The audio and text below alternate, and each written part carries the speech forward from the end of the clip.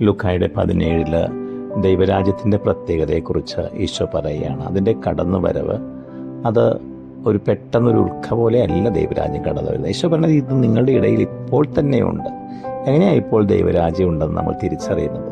പരിശുദ്ധാത്മാവിൻ്റെ ഫലങ്ങൾ ഒരു വ്യക്തിയിൽ, ഒരു കൂട്ടായ്മയിൽ എവിടെ നമ്മൾ കാണുന്നോ അവിടെ ദൈവരാജ്യം ഇപ്പോൾ തന്നെ സന്നിഹിതമാണ്. സ്നേഹം, ആനന്ദം, ദയ, നന്മ, വിശ്വസ്തത, സഹനശീലം, ഔദാര്യം, വിശുദ്ധി, ഇതെല്ലാം കാണുന്നുണ്ടോ?